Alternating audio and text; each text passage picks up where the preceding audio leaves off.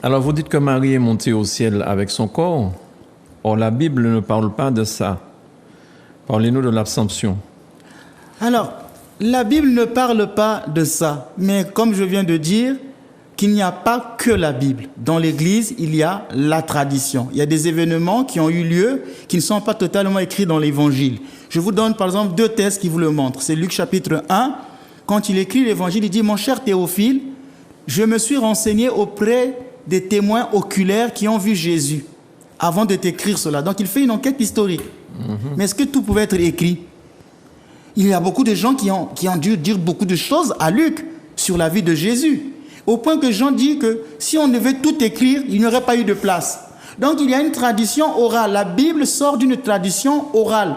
C'est pourquoi nous, les chrétiens, nous ne sommes pas une religion du livre. Les musulmans sont une religion du livre. Mais nous, les chrétiens, ce n'est pas la Bible qui nous conduit vers Jésus en tant que tel. C'est la personne même du Christ. Donc il y a une tradition orale. Et l'Église orthodoxe connaît cette tradition orale. Qu'est-ce qui s'est passé? En fait, la Vierge Marie, au moment de ça, nous on appelle ça dormition. L'Église catholique parle d'Assomption. Le thème c'est dormition. Cette fête a d'abord été célébrée dans l'Église orthodoxe avant qu'elle n'aille en Occident, donc dans l'Église catholique. La Vierge Marie, le Seigneur lui avait révélé qu'il viendra prendre son âme. Et quand la Vierge Marie, elle n'est pas morte en tant que telle.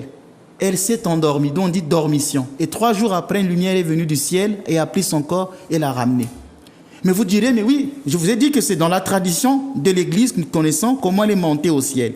Mais ce mystère est possible même quand on va dans la Bible, puisque la chair de Marie a été unie à la chair du Christ.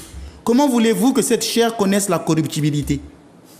Comme je vous disais pour le buisson ardent, le seul moment où Dieu apparaît dans un lieu, ce lieu est sanctifié. La chair du Fils de Dieu, qui est une chair immortelle, a été unie à la chair de la Mère de Dieu. Vous pensez que cette chair